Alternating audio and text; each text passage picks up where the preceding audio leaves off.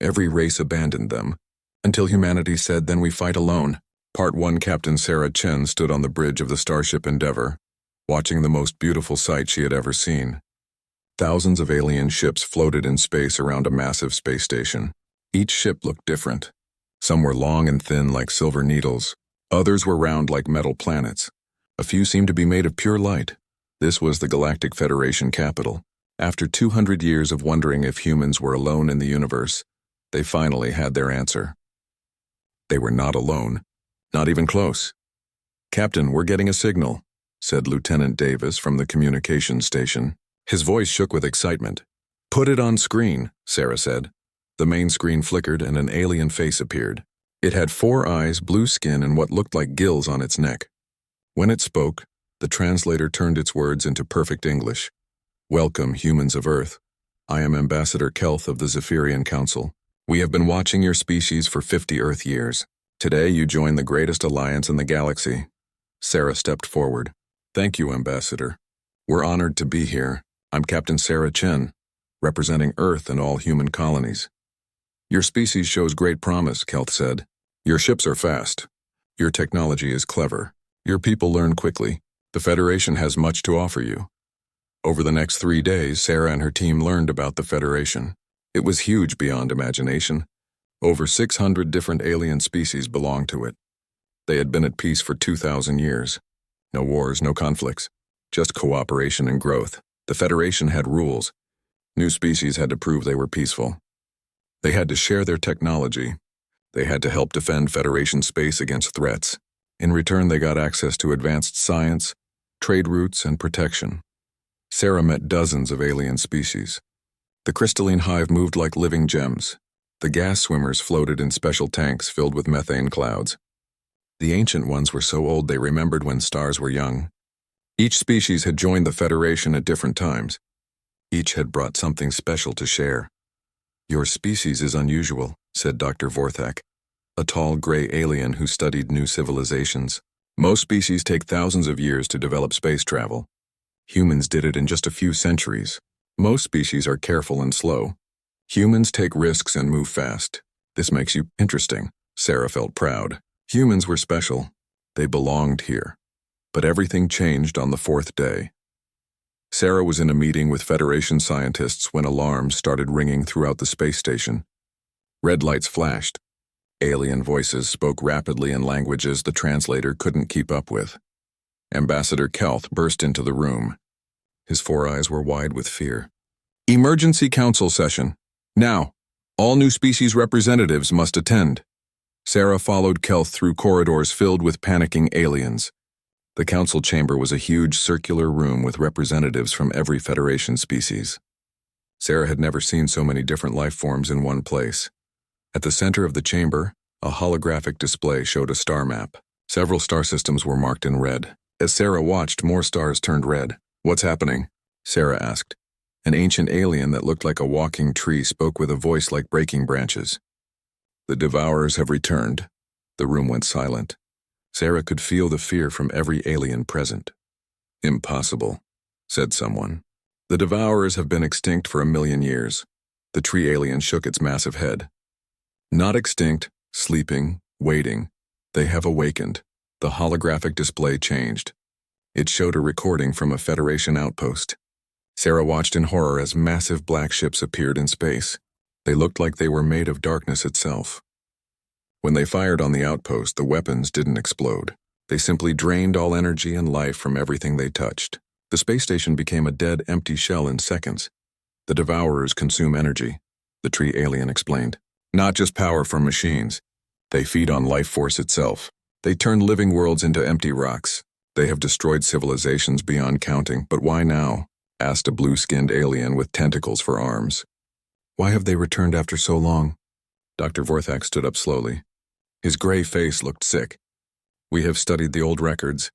The Devourers are drawn to what the ancients called young fire, the energy signature of new species entering space for the first time."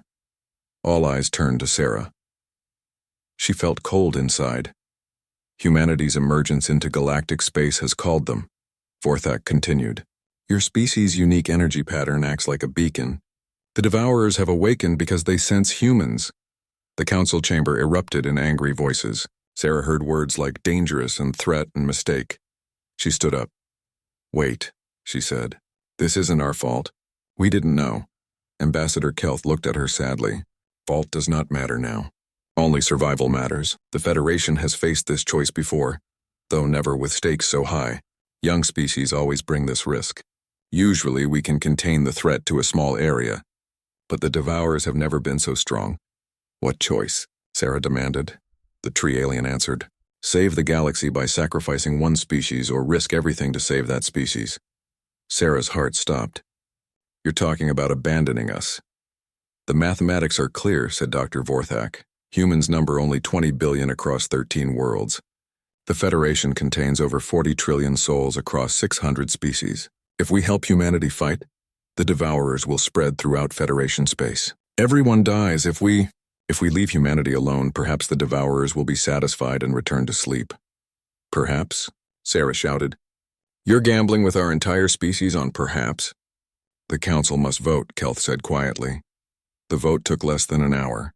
Sarah watched as representative after representative cast their decision. Some looked sad. Some looked angry.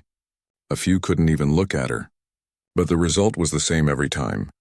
Abandon humanity. Save the galaxy. The final count was unanimous. 600 species voting to sacrifice one. Ambassador Kelth approached Sarah after the vote. "I am sorry, Captain Chen, your species will be remembered. Monuments will be built. Songs will be sung." "Songs won't save my children," Sarah said. "Federation ships will establish a quarantine zone around human space," Kelth explained. "No ships in or out. The Devourers will be contained to your systems. When they are finished, the barriers will ensure they cannot spread." Sarah stared at him.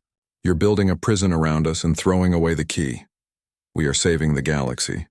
By killing us." Kelth had no answer for that. Within hours, Sarah watched from the Endeavor as Federation ships moved into formation around human space. Massive energy barriers began forming. Soon Earth and all human colonies would be cut off from the rest of the galaxy. Sarah opened a communication channel to Earth.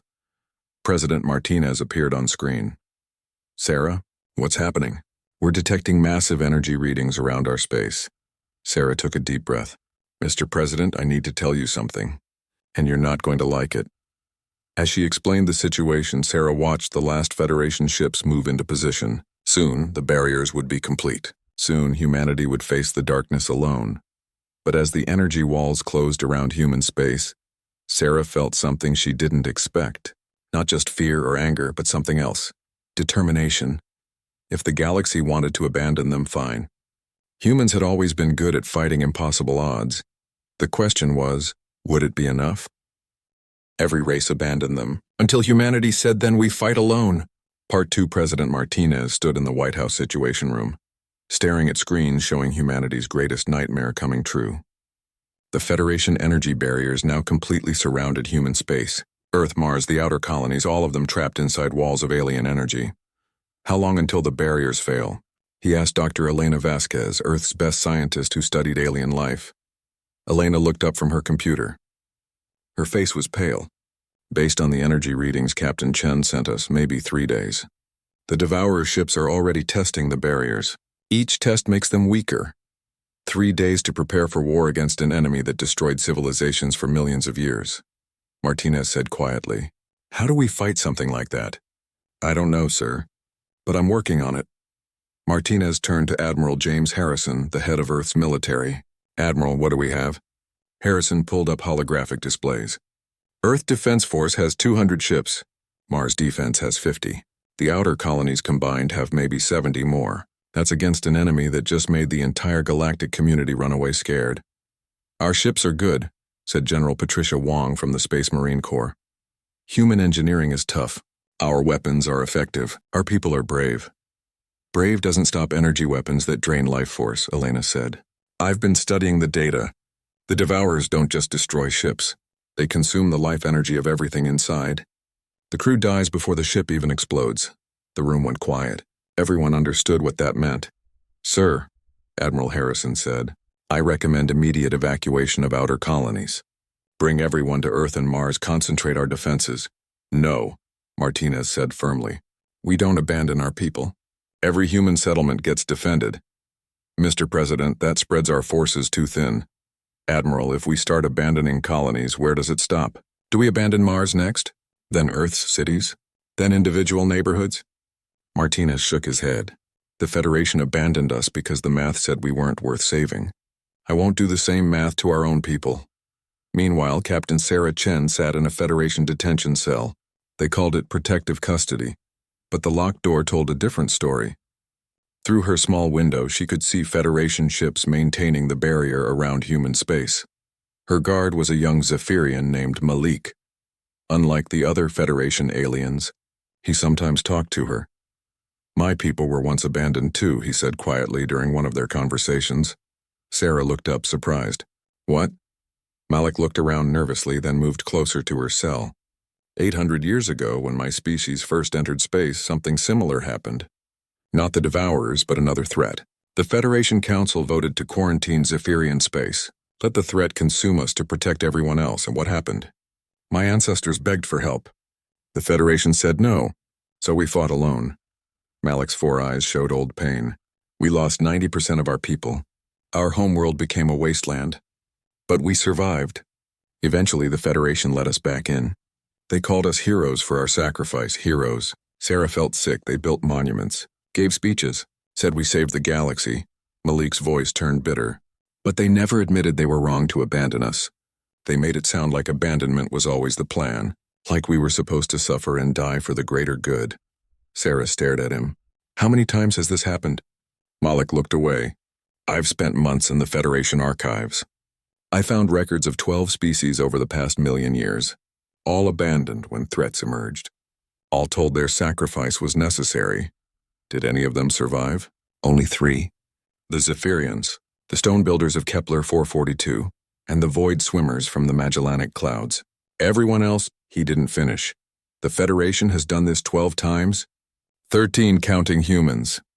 That night, Sarah used Malik's access codes to hack into the Federation communication system. She sent everything she learned to Earth. If humanity was going to die, they deserved to know the truth. Back on Earth, Elena Vasquez worked around the clock studying the Devourer data. Her team included scientists from every human colony connected by quantum communication.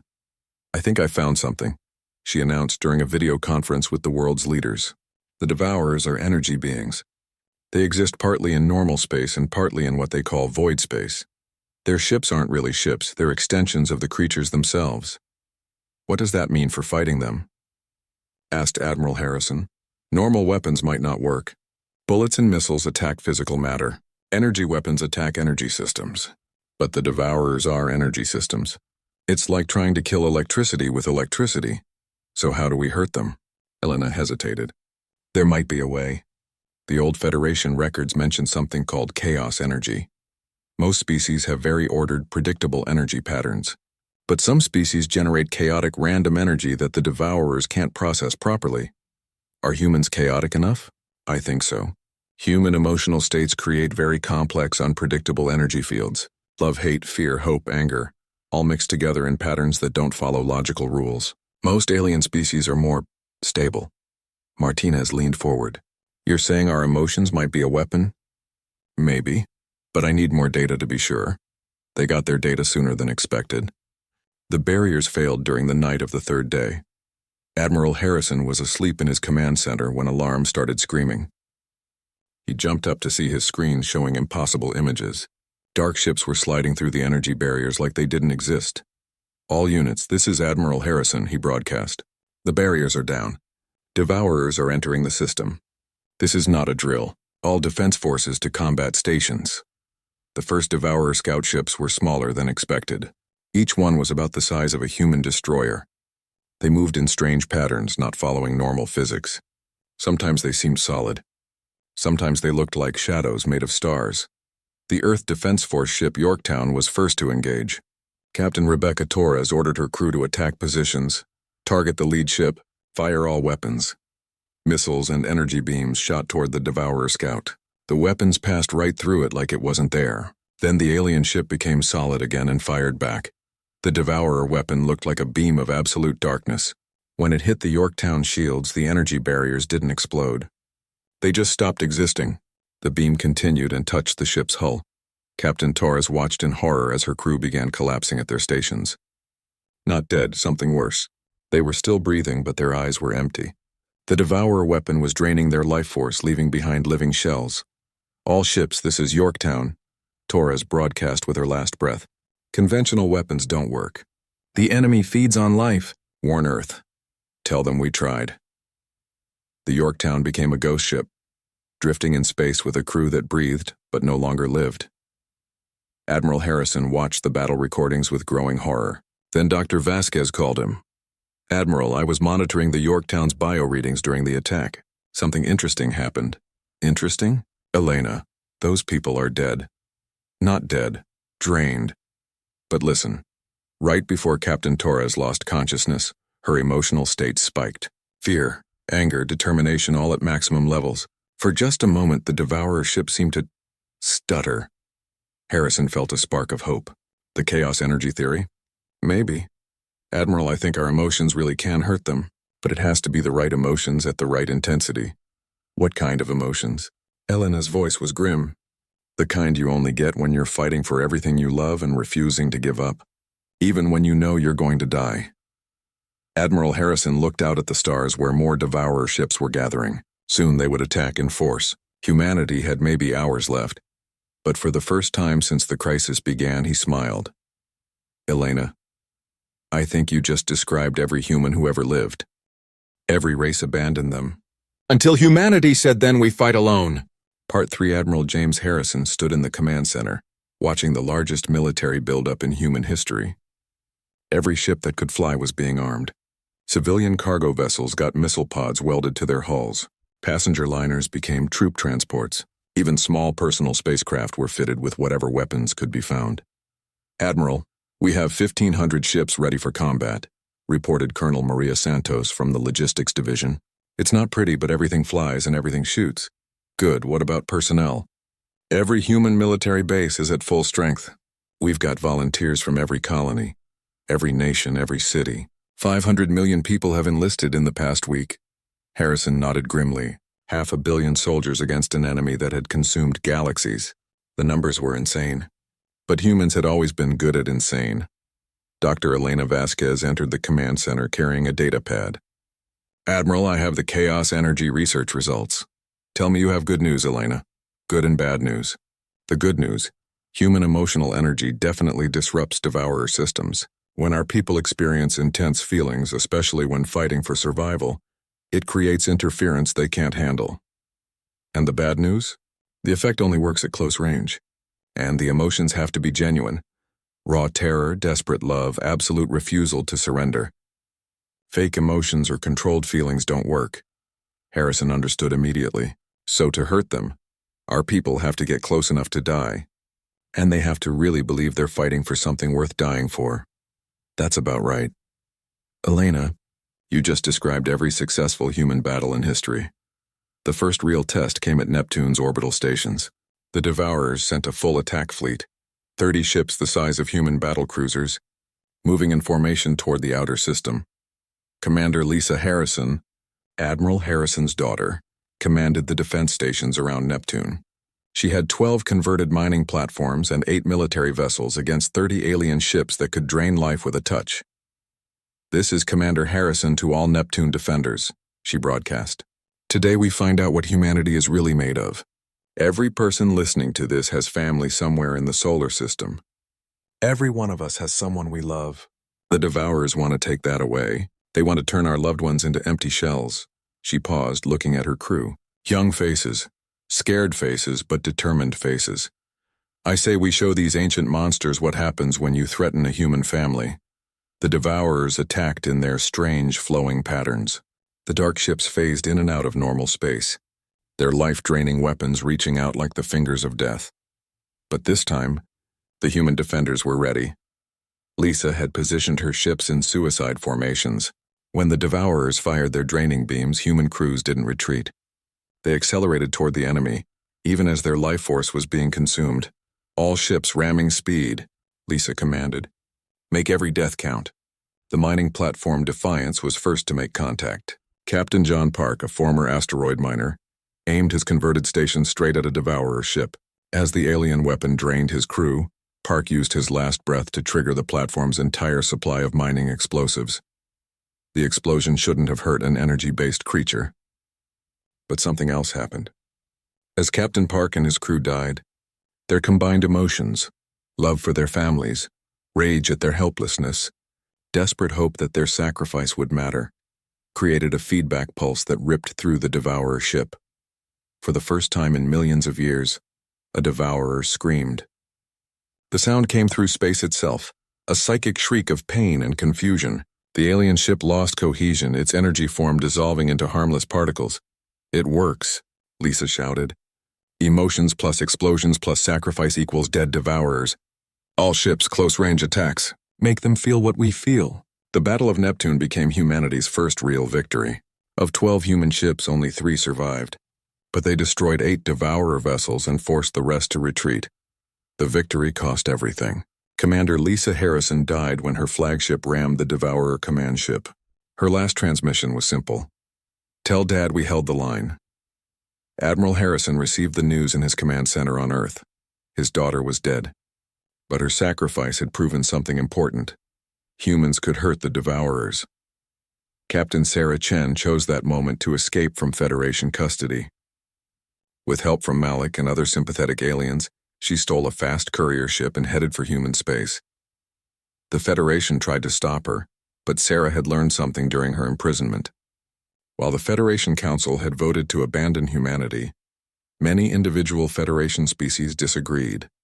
Some were secretly sending weapons and supplies toward human space. Others were sharing intelligence about Devourer weaknesses. "The Federation isn't evil," Malik explained as their ship approached the energy barriers. "But they're scared. Fear makes people do terrible things, even good people. Then why are you helping me? Because sometimes one person has to stand up and say, no, this is wrong, even if everyone else is too scared to listen." Sarah reached Earth just as the Devourers began their main assault. Thousands of dark ships emerged from void space, surrounding the solar system in a sphere of death. This wasn't a probing attack. This was extermination. President Martinez addressed the world from his bunker deep beneath Washington, D.C. "Citizens of Earth, people of the colonies, this is our darkest hour. The enemy that comes for us has destroyed civilizations that lasted millions of years. By every logical measure, we should surrender." He paused, looking directly into the camera. "But humans don't do logic when our families are threatened. We do whatever it takes. Today, we show the galaxy what happens when you abandon people who refuse to stay abandoned." The space battle around Earth became the largest in human history. Admiral Harrison led the human fleet in a desperate defense, using tactics no sane military would ever consider. Instead of keeping ships at safe distances, human vessels charged straight at the Devourers. Instead of protecting crew members from emotional stress, ships broadcast messages from loved ones to increase emotional intensity. Instead of orderly formations, human ships moved in chaotic patterns that matched their pilots' emotional states. The Devourers had never faced anything like it.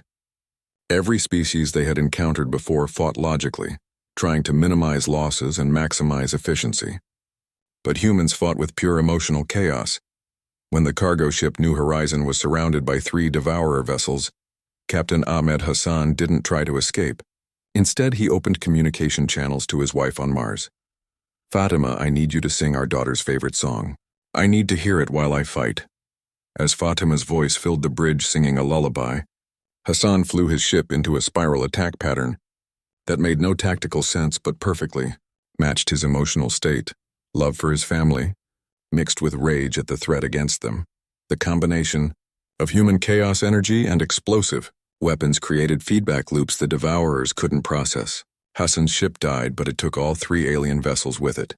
Similar scenes played out across the solar system. The human defense wasn't efficient or logical, but it was effective. For every human ship destroyed, at least one Devourer was eliminated. But there were too many enemies and too few humans. Dr. Vasquez contacted Admiral Harrison during the height of battle. "Admiral, I have an idea. It's completely insane and will probably kill everyone involved, but it might work." At this point, Elena, insane is all we have left. What's your plan? What if we don't just use chaos energy in combat? What if we use it on a planetary scale? Harrison stared at her through the communication screen. You want to turn Earth into a weapon? Every human on the planet, all feeling the same emotions at the same time. All that chaos energy focused through quantum resonators. It would create a feedback pulse that could reach across the entire solar system. Elena, that kind of emotional intensity would probably kill everyone involved. Admiral, we're all going to die anyway. The question is whether our deaths accomplish anything. Harrison looked around his command center. His staff was listening to every word. Young officers, old veterans, people who had families they would never see again. Every face showed the same expression, grim determination mixed with desperate hope. Do it, Harrison said. If we're going to die, let's die in a way that matters.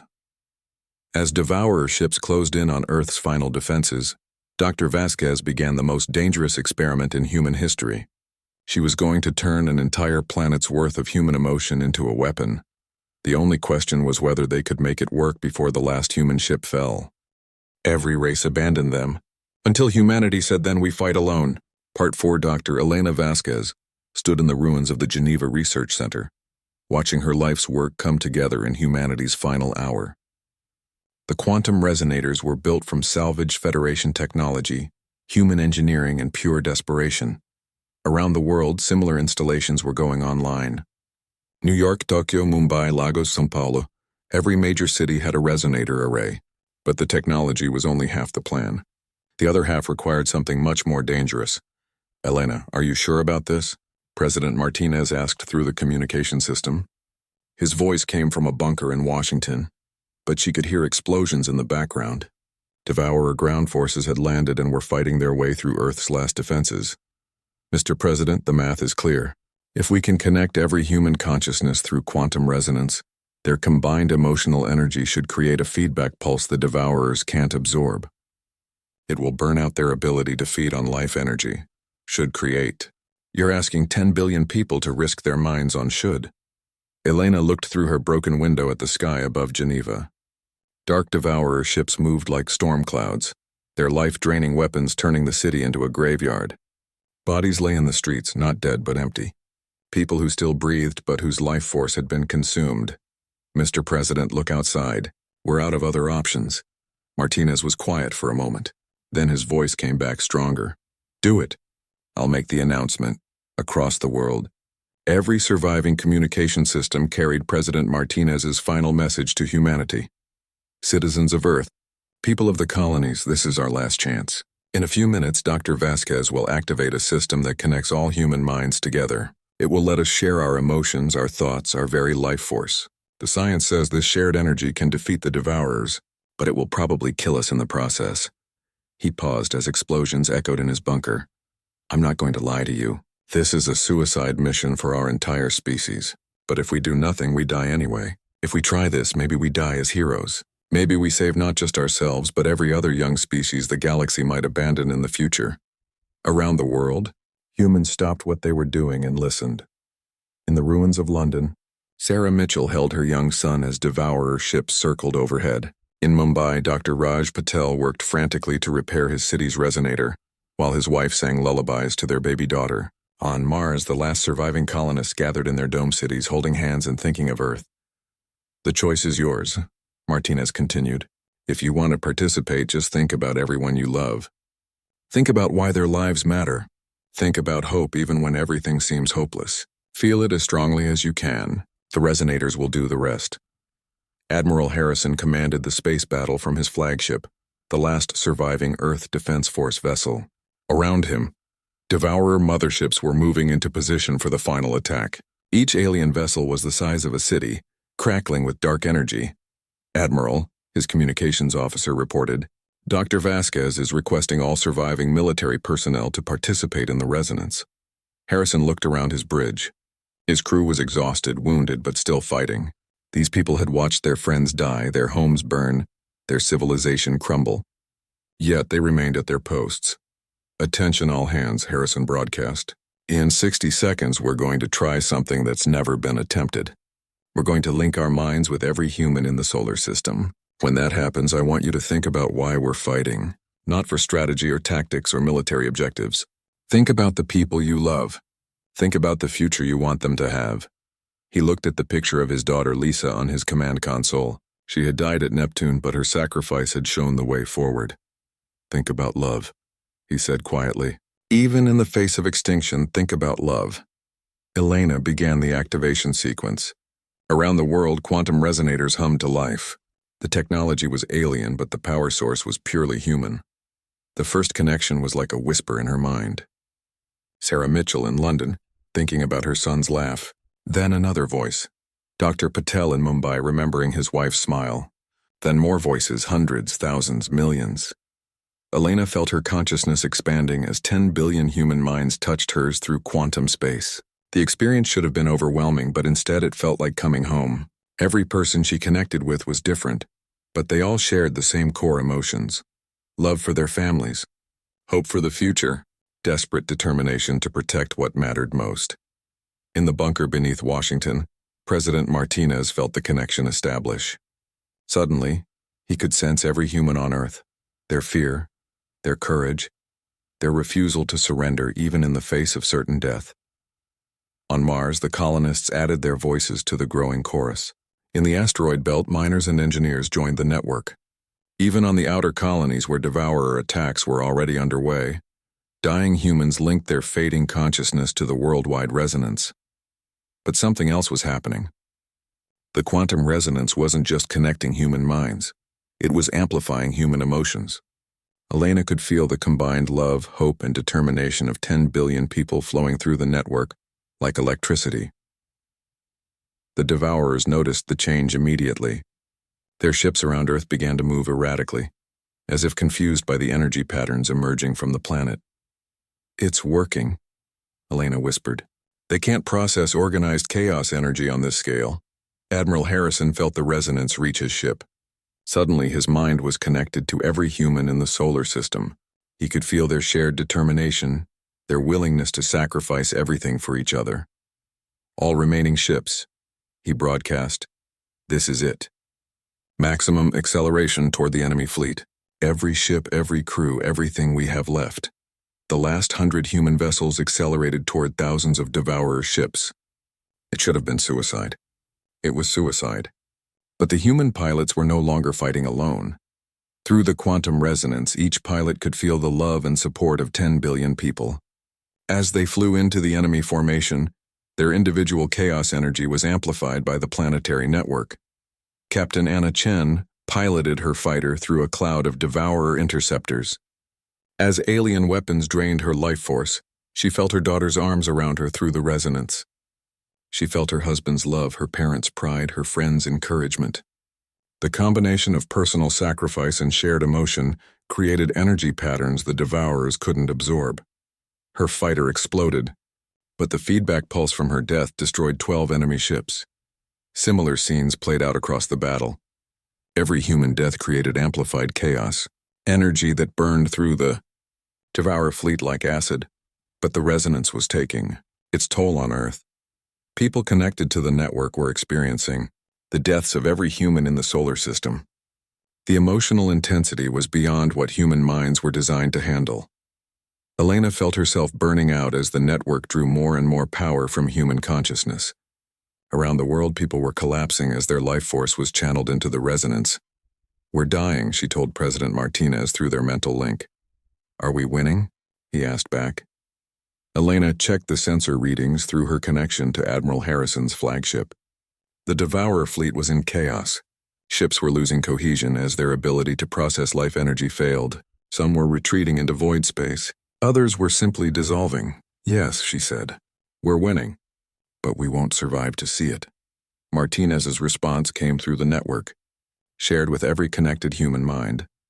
"Then let's make sure our victory counts." The president opened his personal memories to the entire network. His childhood, his family, his dreams for humanity's future. Around the world, 10 billion people did the same thing. The quantum resonance became more than a weapon. It became a repository of human experience. Every emotion and memory that made humanity unique. Love, hope, courage, sacrifice, and above all, the absolute refusal to abandon others in their darkest hour.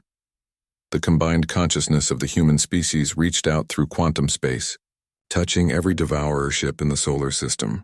The ancient entities used to consuming ordered life energy couldn't process the chaotic complexity of human experience. Elena felt the network reaching critical levels.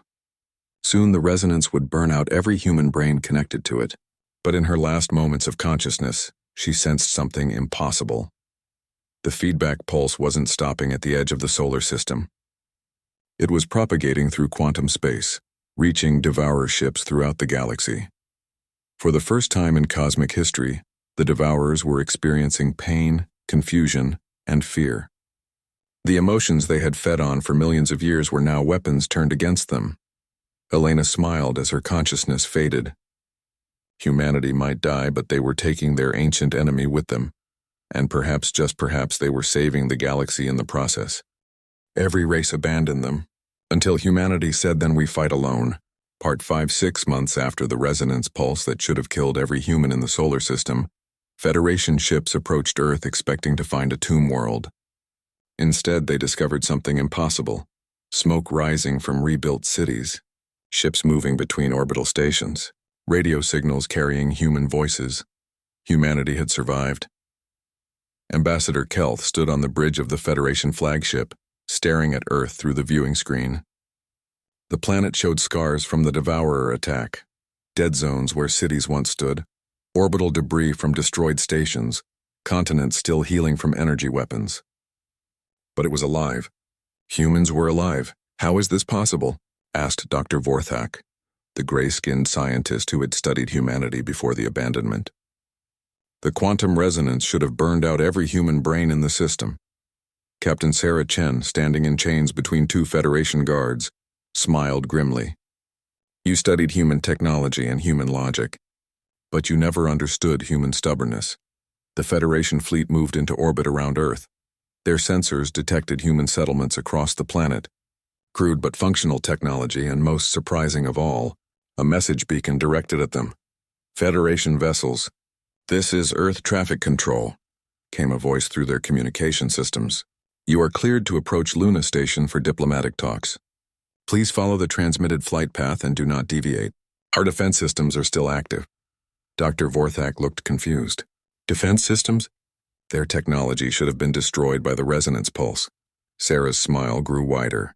"Human engineering rule number 1. Always build things tougher than you need them. Human engineering rule number 2. Never give up, even when your own technology is killing you." The Federation ships docked at Luna Station, a rebuilt structure that looked like it had been assembled from scrap metal and determination. Waiting for them was a delegation of human leaders, including someone Ambassador Kelth recognized. Admiral James Harrison looked older, scarred, and tired. But he was alive and standing straight. "Ambassador Kelth," Harrison said as the Federation delegation approached, "welcome back. I assume you're here to congratulate us on our victory." "Admiral Harrison, we expected to find only monuments to your sacrifice. How did you survive the resonance?" Harrison gestured to the scarred but functional space station around them. "The same way humans have survived everything else that tried to kill us. We adapted." Dr. Elena Vasquez stepped forward. Like Harrison, she showed the marks of survival. Burn scars on her arms, gray in her hair that hadn't been there before but very much alive. "The resonance should have killed us," she explained. "For most humans, it did cause brain death. But human consciousness is more flexible than we thought. When the network overloaded instead of burning out completely, our minds found new pathways. We learned to share the load." "Share the load?" Elena tapped her temple. "Every human survivor carries part of the resonance network in their brain. We can still connect to each other, feel each other's emotions, share thoughts and memories. The experience that should have killed us instead made us stronger." Ambassador Kelth stared at her. "You're saying humans developed a collective consciousness?" "Not collective. Connected. We're still individuals, but we can choose to link our minds when needed. It lets us coordinate rebuilding efforts, share technical knowledge, even comfort each other when the memories get too painful." President Martinez, looking older but determined, addressed the Federation delegation directly. "We survived because we refused to let go of each other, even when our own weapon was killing us. And in the process, we learned something interesting about the Devourers." He activated a holographic display showing star charts, Throughout the galaxy, red markers indicated Devourer activity over the past 6 months. They're retreating. Every Devourer ship in the galaxy felt our resonance pulse. For the first time in their existence, they experienced what it feels like to have their energy drained and their consciousness attacked. They didn't like it.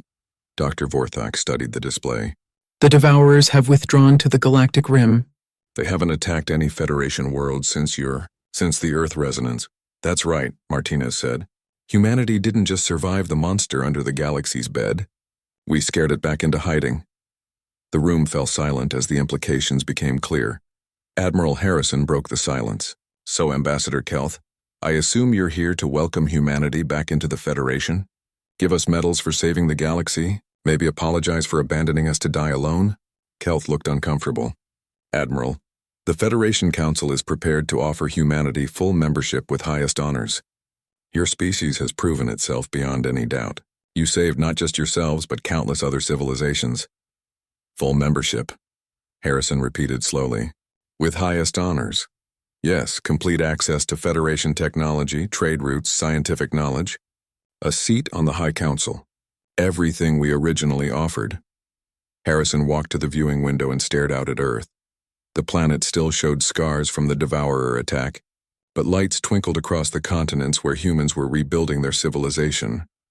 Elena, he said without turning around, show our guests the research you've been doing.